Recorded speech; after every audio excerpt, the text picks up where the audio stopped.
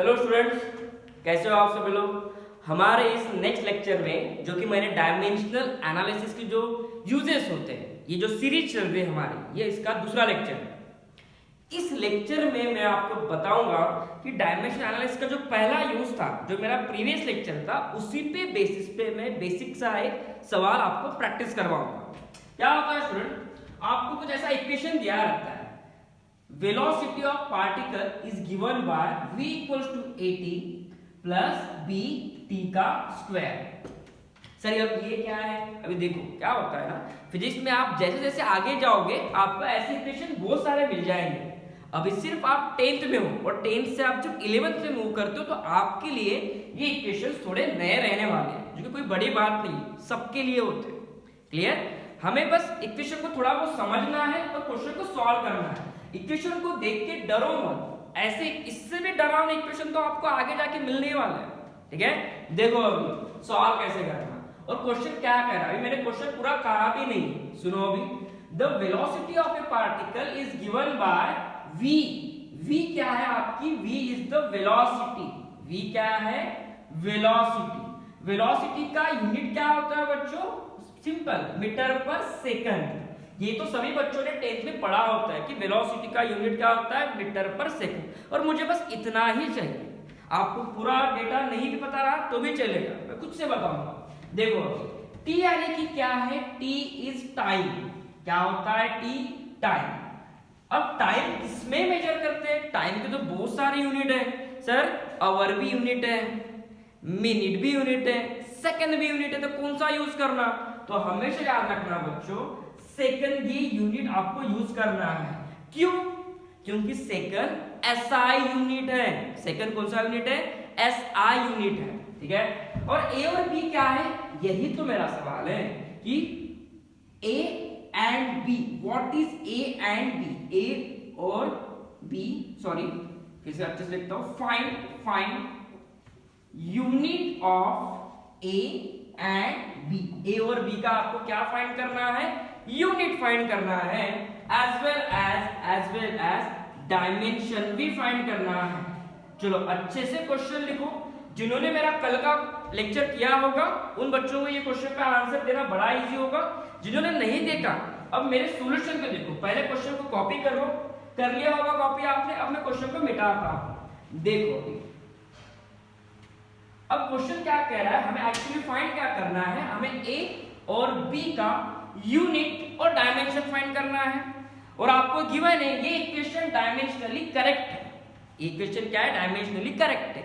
अब मुझे बताओ, कोई भी इक्वेशन अगर डायमेंशनली करेक्ट है तो उसमें एक कंडीशन लागू होती है। याद करो प्रिंसिपल ऑफ होमोजेनिटी क्या कहता था, बड़ा सिंपल सा प्रिंसिपल ऑफ होमोजेनिटी था, और वो ये कहता था कि लेफ्ट हैंड साइड में जो भी क्वांटिटी है यानी कि वेलोसिटी, उसका यूनिट, उसका डायमेंशन राइट हैंड साइड के इंडिविजुअल टर्म। देखो राइट हैंड साइड में दो टर्म है, एक 80 एक टर्म है और एक bt का स्क्वायर एक दूसरी टर्म है। राइट हैंड साइड में दो टर्म्स है, तो तुम्हारा वेलोसिटी का डायमेंशन राइट हैंड साइड के दोनों क्वांटिटी के बराबर होना चाहिए। यानी कि इसको अगर मैं x मानूं और इसको अगर मैं y मानूं तो तुम्हारा v का जो भी डायमेंशन रहेगा वो x के बराबर भी होना चाहिए, v का जो भी डायमेंशन रहेगा वो y के बराबर भी रहना चाहिए, तभी वो इक्वेशन डायमेंशनली करेक्ट होगा।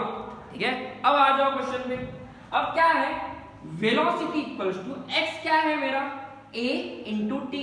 यहां पे देखो v इक्वल्स टू y क्या है, b t का स्क्वायर। y क्या है आपका, b t का स्क्वायर। ठीक है, अब मुझे बताओ, अब मुझे फाइंड करना है a का डायमेंशन। पहले तो मैं यूनिट से ही इसको सॉल्व कर लूंगा, विद इन सेकंड में इसको सॉल्व कर सकता हूं, हमें इतना दिमाग लगाने की जरूरत नहीं है।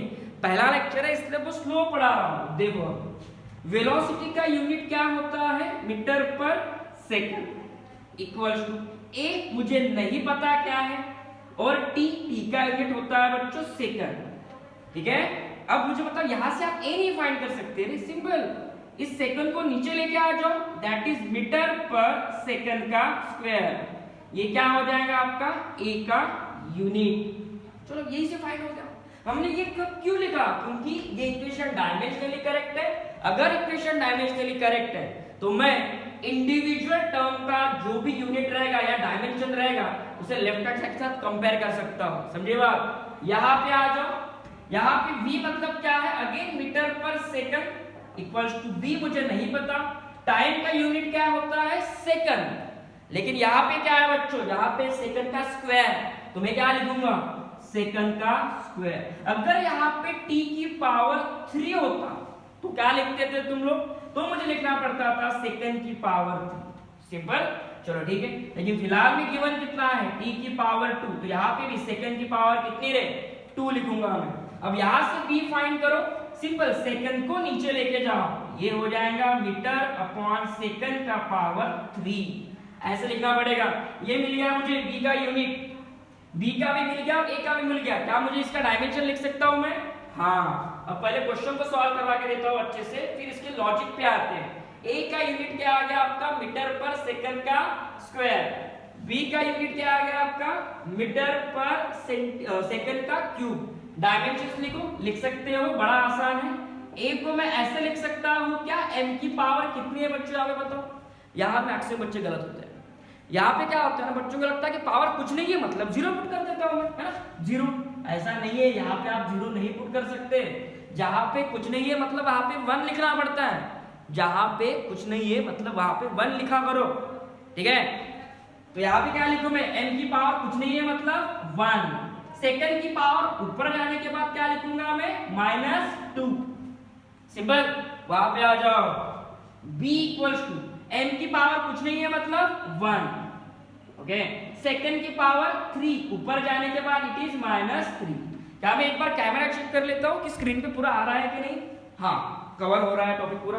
चलो देखो अभी यहाँ पे, अब इसके डायमेंशंस लिखो, simple, that is m l t। Capital M किसका डायमेंशन है? मास का।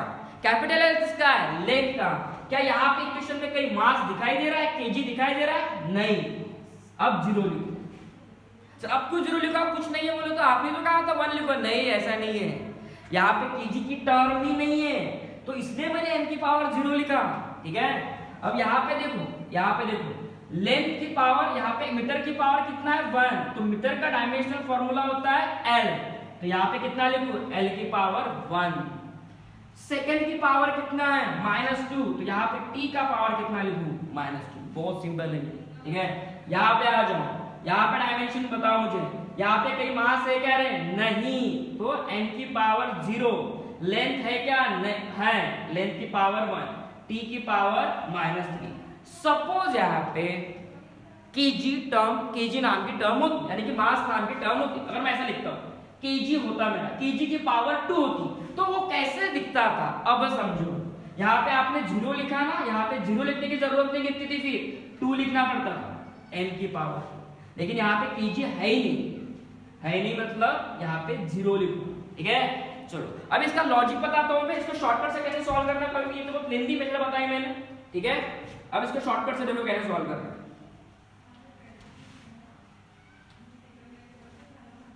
देखो हमें एक क्वेश्चन दिया था, हमें पता था ये वेलोसिटी मतलब मीटर पर सेकंड है, ठीक है। अब जरा देखो, मुझे ये नहीं पता कि ये क्या है, मुझे t जरूर पता है, सेकंड होना चाहिए, b नहीं पता मुझे क्या है, ये में t स्क्वायर पता है, दैट इज सेकंड का स्क्वायर। तुम्हें a और b को इस तरीके से एडजस्ट करना है कि राइट हैंड साइड का यूनिट और लेफ्ट हैंड साइड का यूनिट सेम हो जाए। जैसे ही मुझे मीटर पर सेकंड चाहिए हर जगह पे, यहाँ पे मीटर पर सेकंड चाहिए और यहाँ पे मीटर पर सेकंड पर चाहिए, तो a को क्या लिखूं मैं? सिंपल, अरे मेरे बच्चों a को लिख दो तुम लोग metre per second square into second. देखो यहाँ पे सेकंड सेकंड कैंसिल हो जाएगा, क्या बचेगा? मीटर पर सेकंड, ये लेफ्ट हैंड साइड तुम्हारे मीटर पर सेकंड, आगे क्या बराबर? हाँ, प्लस। सर b को क्या लिखूं? यहाँ पे तो अब सेकंड की पावर 2 है, देखो ना चुपचाप से metre per second cube, cancel, क्या बचेगा रे? ये बचने के बाद चलो यहाँ पे लिख लेता हूँ मैं, मीटर पर सेकंड की क्यूब और सेकंड का पावर 2, कैंसिल, क्या हो जाएगा यार यहाँ पे? Metre per second. ये तीनों की यूनिट सेम होने चाहिए तभी वो इक्वेशन करेक्ट होगा, अदरवाइज नहीं होगा। मिल गया तुम्हें, a is what metre per second square, b is what metre per second cube. Simple, easy question था, मैंने बहुत ज्यादा सिंपलीफाई करके बताया, लेकिन एंड में शॉर्टकट बता के जा रहा हूँ, ठीक है। कोशिश करना बाकी क्वेश्चन को सॉल्व करने की। और मेरे ऑफलाइन बैचेस स्टार्ट हो चुके हैं, मैं महाराष्ट्र में वर्धा में पढ़ाता हूँ। आप में से किसी को भी मेरा ऑफलाइन बैचेस ज्वाइन करने हो तो आप आ सकते हो, ठीक है, मुझसे कांटेक्ट कर सकते हो। Thank you so much student.